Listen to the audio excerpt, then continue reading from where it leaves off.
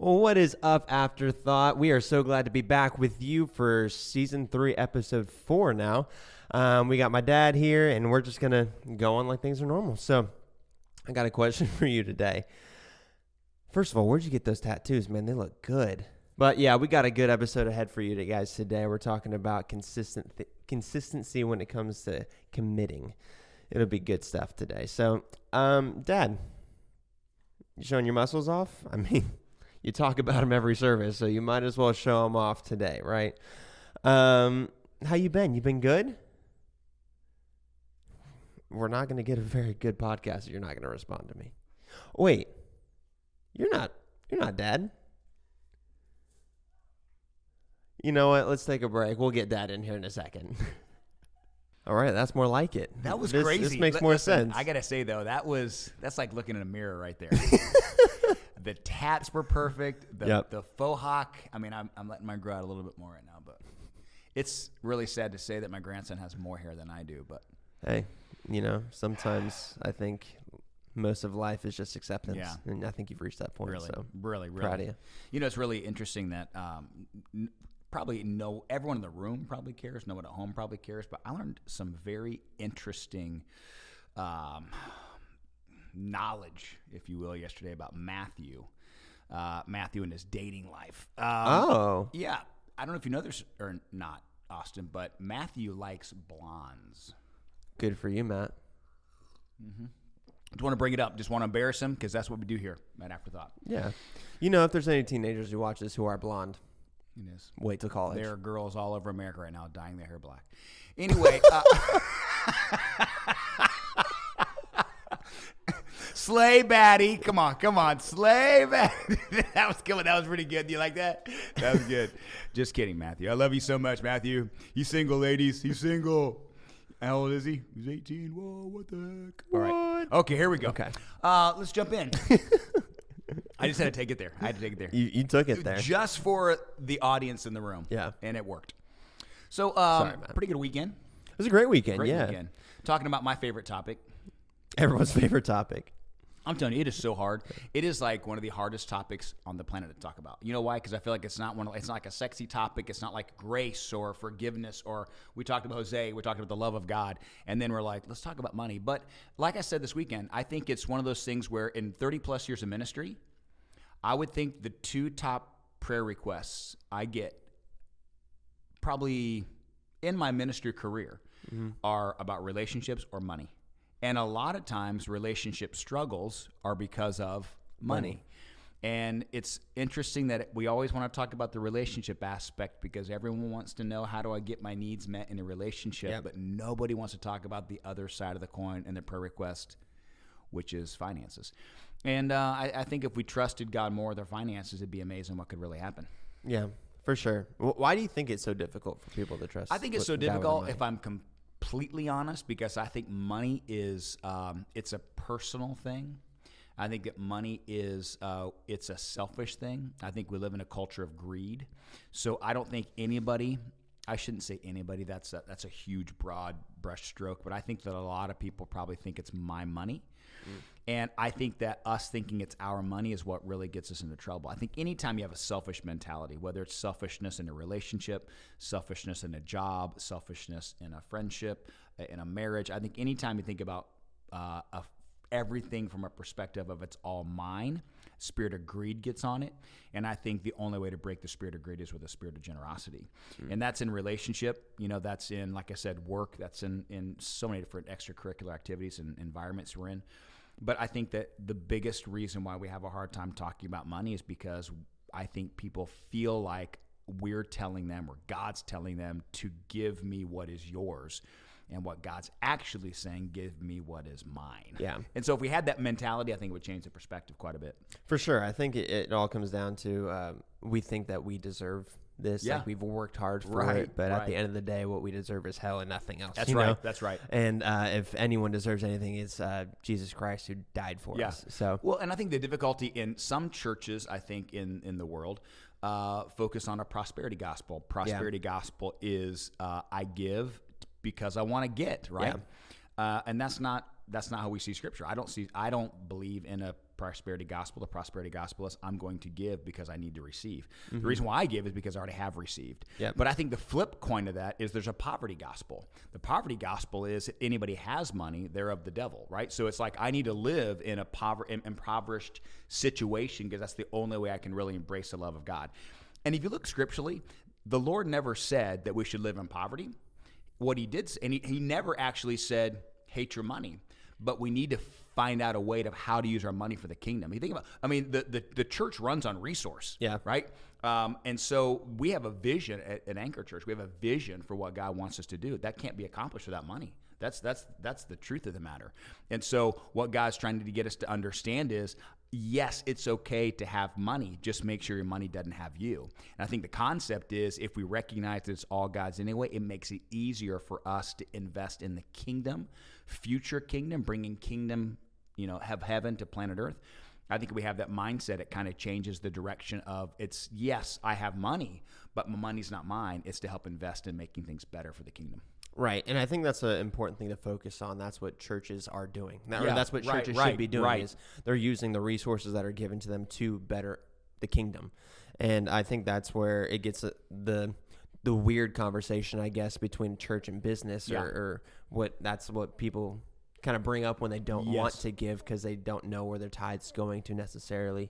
And I think our church has done a pretty good job of always being upfront with where our tithe's going. We're always telling them what we're building, what's going new, what organizations we're giving to. And I think that will be something that will always continue as a church because at the end of the day, you want to know what you're investing in. Yeah. And at the end of the day, you are always investing to better the kingdom. Have you ever had a time in your life when it was maybe difficult to tithe? Yeah. Yesterday. All the time. I don't think it's ever going to end. There's always going to be something. I think it's you can fill in the blank with anything in life. There's always going to be a reason not to do it. Yeah, right. But you need to focus on the reasons why you do it. Yeah. And that's what gets I think for us, like, I think when I was first following Christ and I had my first job like 13 working at a grocery store and I had to have a job when I was younger. We just didn't have a lot of money growing up and I wanted to go on a ski trip with the youth group and it was $100 deposit. And I went to my parents and I'm like, hey, I need a $100 deposit for a ski trip. And my mom's like, well, I don't have $100. I'm like, well, then I need to go skiing. And, my dad was a senior pastor, so I'm thinking, of course I'm going to go. And they're like, we don't have $100. And we had a guy, his name was Mike Bragg, and he was the manager of a grocery store, a local grocery store. And my mom's like, you need money? Get a job. And I didn't know if you could get a job at 13, So I go into the grocery store and I'm like, hey, Mike, can I get a job? And he says, well, given your age, there's certain hours you can work and blah, blah, blah. So I started bagging groceries. And I remember when I got my first paycheck, it wasn't hardly anything. But I remember like my dad's like, you need a tithe on that. And I remember in my mind thinking, but I need $100 for, you know what I mean? Yeah. And he's like, but you need a tithe on that. And I was so frustrated because I'm thinking, I worked like the Lord wasn't here bagging groceries with me. You know what I mean? But I remember having that mentality. But the older I got, it was instilled in me at a very early age from my parents that's not even like, if you think that whole paycheck is yours, then you're going to think it's yours. But if you automatically go, 10% of that already goes to the Lord. So if you're getting $100, I'm thinking already 10 of that's going towards God. So I got 90. Yep. But if you have that mindset already that, well, that's all mine and I have to give this up. Well, no, you don't have to. You get to. Right. He could ask for 90 and have you live on 10. It's all his anyway. And so I think that even, Mom and I have had those seasons in life where, when we started the church, we were living off of savings, man. We didn't have, we still tithed. And those are the seasons where you're like, on paper, it doesn't look like it's going to work out financially, but somehow it always does. Yep. And just because it doesn't look like it's going to not work out financially, God always has a supernatural way of making it work out when you trust him in faith to give. And, I think the interesting part of the story that we focused on, this past weekend was that when, the widow gave her last 2 coins, and Jesus sat and watched them, and it says the rich gave out of their surplus, but she gave out a sacrifice. And I think I've read that story before, and for some reason, I think he did not, but I think in my own mind, he downplayed the wealthy's gift, but he never did. Yeah. He never called the disciples aside and said, look at these rich people. He didn't say that. They were, as a matter of fact, he gave thankfulness to the fact that they both gave. All he was saying was they both gave. But she gave a bigger gift because of the sacrifice involved in the gift. They gave out a surplus. She gave out a sacrifice. And so sometimes I feel like you're going to have those moments in life, right, where you're going to give out a surplus. You're gonna have months where you're just like, it was easier this month, right? And there'll be some months where it's more of a sacrifice. Mm-hmm. The point is not, is it a surplus month or a sacrifice month? The point is it a faithful month? And that's the idea of faith on repeat. Good. Doesn't matter if you have a lot or a little, he still desires that you put him first. Yeah. And when you put him first, whether it's out of surplus or sacrifice, he's going to bless it. For sure. And I think that's another tough part to think about is we talked about prosperity gospel, and that's not really it. But at the end of the day, God will bless you when you give. He will. So where's the fine line? How can you check your heart to make sure you're giving for the right reason? Man, that's a great. Okay, all right. So we do our drop anchor offering at the end of every year, and every year I'll tell Mom, I want you to come up with a number, and I'll come up with a number. And we're not going to talk about the number, right? We're going to pray about it. And then we'll come together and we'll talk about the number to see if the number fits, right? And all the time, our numbers are always on point. One year, I threw out a ridiculous high number. I think our first year of Anchor, and Mom was like, "That's not my number. We need to go back and pray about that." But I think we kind of met in the middle somewhere. But I remember her when I threw out that large number. She goes, "Why are you throwing that large number out?" And I said, "Because we're gonna get it back anyway." And the mentality was not, I want to give it to get it back. That wasn't the mentality. But I knew, because of my life of faith, I've seen God come through so many ways before. It didn't matter what number I threw out. We may not get it back the next day. I think sometimes in our mentality we think I'm going to tithe and I'm going to give, and then God's going to bless me in 8 hours. It doesn't happen like that. I mean, I shouldn't say it doesn't. It could. Yeah. It could. But it's a journey. It's a sanctification process. It's us becoming like Jesus, and the only way for us to become like Jesus is to trust Him.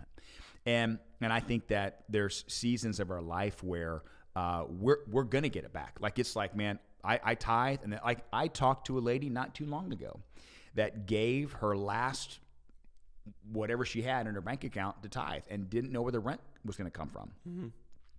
And God blessed her that day. Yeah. Right. And he will do that. He do that all the time. He won't. So I don't want us to go into this mindset that he's just, I'm going to give and then I'm going to go home and have a full bank account. And, it's just like the Spider-Man. Remember, he gets bit by the spider the next day. He doesn't need glasses and I'm buff and it doesn't happen like that all the time. But God does work in miraculous, mysterious ways. And I think sometimes we get focused also on the blessing of it being a financial blessing. God's blessed me more in my relationships with you guys and with Mom, with my friends, our staff. God's blessed. Like, if He never did another thing for me financially again, He's blessed me with great friends. Quite honestly, the youth ministry had their harbor night, and we left the church yesterday. And I was overwhelmed with gratitude just seeing all the students, put together all of these rooms and stuff for Harbor Nights. And I remember the overwhelming feel of gratitude, just like, this is our church. I had so much pride in our church. Yeah. And those are the kind of blessings you need to see. And if you're only looking at God blessing you financially, you're going to miss out on a whole wealth of blessings He has in store for you. And, Faith and I were talking about the other day where, in Malachi, he says, I want you to give because I want to bless. I do want to bless. Yeah. And he goes, and I want to throw open the floodgates. Other translations say open the window, but the original translation says the floodgates. And what that means is the floodgates basically are holding back. Let's think about a dam or a reservoir, right? Mm-hmm. It's not that the water doesn't exist; it's that the water is being held back, right? And so the only way the water is released is for someone to open the gate. And so sometimes we think God's not blessing because He doesn't have the resources, and God goes, "No, I have the resources." Trust is the key. Yeah. Faith is the key that unlocks the reservoir. It unlocks the dam. It opens the floodgates. And so I've got blessing for you, but I need you to trust in me to open the gate to overflow you with the blessing I have in store for you.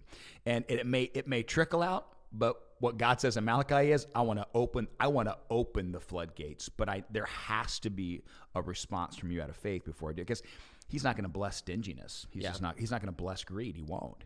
Because then you'll begin thinking that everything you have came from you. Yep. And I talked about it before, but this spirit of mammon. The spirit of mammon is, I quite honestly believe money has a spirit on it. I do. I believe. If you look in Revelation 13, it talks about in the last days, the world will not be taken over by nuclear war. It won't be. They talk about the mark of the beast. And the mark of the beast always, I can't buy, I can't sell, I can't do anything without the mark of the beast, which translates into, it's a currency. I can't do anything without this mark. And so it's not that it's yours, it's that the government's controlling theirs. Yeah. And so I think about that spirit of mammon, right? That demonic, I would even go as far to say is like, I believe there's a spirit of the devil on money. And I say that because of 40 different parables Jesus taught in the New Testament, 1/3 are about money. And so what he's trying to say is, whose spirit is on your money, mine or the devil's? And that's why I think it's so important for us to be able to give it away freely, because I think what it's communicating to God is the spirit on my money is a spirit of surrender. The spirit on my money is a spirit of generosity. It's a spirit of God, not a spirit of greed, not a demonic spirit where I'm going to hold this and keep it to myself, but I'm going to release that to you and let you do with it what you will. Yeah, for sure. I think the important thing is to, when you give, to make sure you have the right heart. It's not, I'm going to give because God will give back to me. I'm going to give because I know he can. Yeah. And it's not necessarily knowing that you will get something in return, but you will get something in return. Yeah. You know, I think it's like you said, I think we all expect us to have our bank accounts just have $1 million the next day because we gave $10 to God, you know? Yeah. And that's not how it works. Yeah. Is it how it could work? For sure. But most likely that's not how it's going to work. Well, dude, I even think quite honestly, the tithe is confusing. Yeah. It's not confusing to me, but I think confusing for some people, because the tithe is the first tenth, and it's Right. not like I'm going to pay all the bills and then what's left over I give to God, because that's not a tithe, that's a tip. And then an offering is different than a tithe. So a tithe is 10%, and offering is anything then over the 10%. Yeah. So when we do our drop anchor offering, it goes above and beyond our tithe. And so if you look at if you're getting paid weekly, bi-weekly, monthly, however you're getting paid, you take the first 10% of that. So if you're getting $1,000, right, a week, your tithe would be $100. And so I think the big thing for us to do is to reconcile in our own minds that the first 10% is God's. So whatever your tithe, whatever your income is, that first 10% is God's. And so I would say just be honest with yourself. Like if you, I'm probably ruffle some feathers here, but if you get paid $1,000 a week and you give the Lord $20, you didn't tithe, right? You didn't give an offering because you didn't give the tithe first, right? So you gave a tip. So if you get $1,000, tithe is $100. It's not 20. And I think sometimes the mentality is, I'm just going to throw in a 20 in the bucket. I'm going to throw whatever. I'm like, but that's not tithe. And so what he asks from us is a tithe. And then people will go, well, tithing is an Old Testament thing. Well, so is do not murder and do not commit adultery, but we still value those. Yeah. So, and then if you look in the New Testament, you're like, well, why did they talk about tithing as much? Well, because if you look in the New Testament church when it started, they didn't have to talk about tithing because they were giving everything away. Yeah. If they had a problem with generosity, I'm sure Paul or somebody would have go, hey, listen, tithe your 10%, but he didn't have to talk about that because everyone was just giving everything they had. And so I think those are the kind of things we have to understand when it comes to tithing. It's just not an Old Testament principle. It's a biblical principle. Yeah. And I think we have to understand that. Yeah, and I think the other thing too is it's not just your paycheck that you're tithing off of. It's any income that you make. Right. I've had people who get like a random check back in the mail. It's like $20, but they still tithe on that. Even though it's $2, they still tithe on that. But that's what you're supposed to do. Yeah. It's any income that comes to you. Any income, right? It's 10%. That's right. Yeah.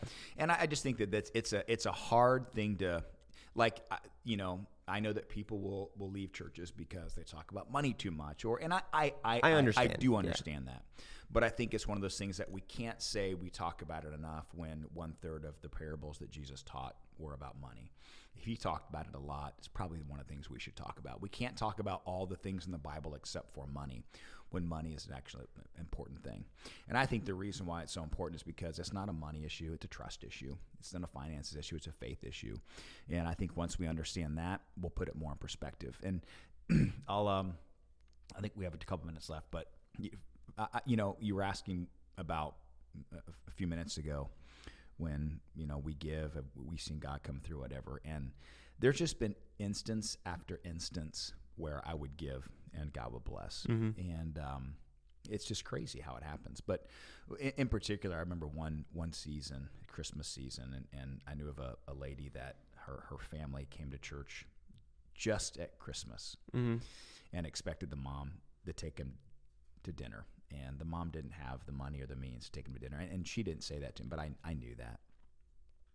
And so I got her a $200 gift card for a restaurant, and she didn't know it came from me. I put it on her desk. And what's awesome is so you're talking about like a turnaround that same day. I put that on her desk. I got a $400 gift card from my favorite restaurant over on Palm Beach Island. And I never go there because it's bougie and it's expensive, right? But I thought, how cool is God? I didn't give, all that to say, the representation here was I didn't give that $200 because I thought I would get $400 to my favorite restaurant. We just don't go there. It's bougie. But God goes, I'm going to take that. I'm going to double that to your favorite place to bless you, right? And so I think those are the things for us to have at the forefront of our minds is like when we give, we're not giving to get. That being said, God wants to bless. You're my kid, dude. I want to bless you. Like I think about Alyssa and Dustin. I'm going to bless them. Leave on my ground. Why? Because they're family. And if we're God's kids, He wants to bless. He's looking. So if you go back to let's wrap this up. If you go back to look at the story of the widow, right? The Bible said that Jesus sat down. He sat down next to the collection plate. So it wasn't like He was peering around the corner like a spy, right? He in all public, right, like recognition, He sat down and He watched people give. And why was He watching them? For condemnation? I quite honestly believe for celebration. Because as soon as the lady gave, He called the disciples together. Did you see that? That's awesome. So I think when God watches us give, it's not because He wants to condemn us for what we didn't give, but celebrate us for what we did. Yeah, that's good. And so I think that's the kind of God we serve. Yeah, for sure. Can you add a question? Yes, absolutely. Can you talk about the obedience aspect of giving? Yeah. I would think what Faith asks is in regards to the obedience aspect of giving. This is the difficulty here, right? Because we understand it's a sacrifice to give. We understand it's faith to give, but the obedience in giving, right? Let's say, you are playing in the front yard, and I say to you, "Hey, Austin, you can stay in the front yard, right? You're a kid, stay in the front yard, but don't go past the sidewalk, right?" And why do I not go past the sidewalk, Dad? Well, just because I said don't go past the sidewalk, right? You can stay in this area. This is some great area. Don't go in that area there. And I come back out, and you're in, what's going to happen? There's a punishment involved. Why? Because you disobeyed what I told you to do. So obedience, right? The flip side of obedience is what? Disobedience. And so there's repercussions to disobedience. God wants to bless obedience, right? But there's repercussions to disobedience. We see that all throughout Scripture. And so I think what God is trying to do is, I don't want to be a God that has to reprimand your disobedience. I'd rather be a God that celebrates your obedience. Yeah. And so I think what we have to understand is it may not, like you, may not want to stay in the front yard, but because I told you as your dad to stay in the front yard, you need to do what I said, right? And sometimes obedience isn't understanding. Obedience is just follow through. And I think sometimes we want to obey God if we understand God, but you're never going to understand God. There are still seasons of my life where God goes, I need you to do this. And I'm like, why? And I don't hear an answer. And quite honestly, it frustrates me. Yeah. But it goes back to those seasons of just trusting God, right? And so you may be listening right now going, that's tough for me to give my tithe. Why would I give my tithe? Because you obey Him. Yeah. Right? And you may not understand why. You may not understand exactly what's going to come from that. You may not understand how much money is going to come from that, how much relationship. You might not understand the blessing, but it's not for you to understand the blessing because it's not yours to give. It's His to give. Right. It's just our job to follow through. And so I would say back to that's a great question that Faith gave, but I would say the obedience thing is not understanding. It's just follow through. And so, for you in the front yard, why can't I go on the road, Dad? Because I said you can't. Yeah. Because you don't know that I know that down the road there's cars coming at 45 miles per hour, and you don't see that because all you see is your perspective. I see a different perspective because I can see down the road, and you're a small kid and you can't. And so God's going, trust me. because I see some times coming that you need to trust me in, and you may not understand it, but I still need you to do it. Yep. And that's the aspect of God that's so frustrating, if I'm completely honest. He asked us to start the church. I got to be honest. I didn't want to do this, but it was obedience to God. Okay, if you're calling me, then I'll do it. I don't understand. I still have been doing it over 5 years, and I'm still some days like, I don't understand what I'm doing. But it's not for me to understand, it's for me to follow. Yep. And I think more than anything, God blesses obedience without understanding. Yep. More than he blesses obedience with it. And look at Abraham. That's who I was just thinking about. Yeah. I mean, like, I need a son. You're going to promise me a son? It's been 25 years, ain't got nothing. He tries on his own, gets Ishmael. That didn't go over too well. Then he gets Isaac. And then God, as soon as he has Isaac, Isaac's now be turning into a man. I want you to kill him.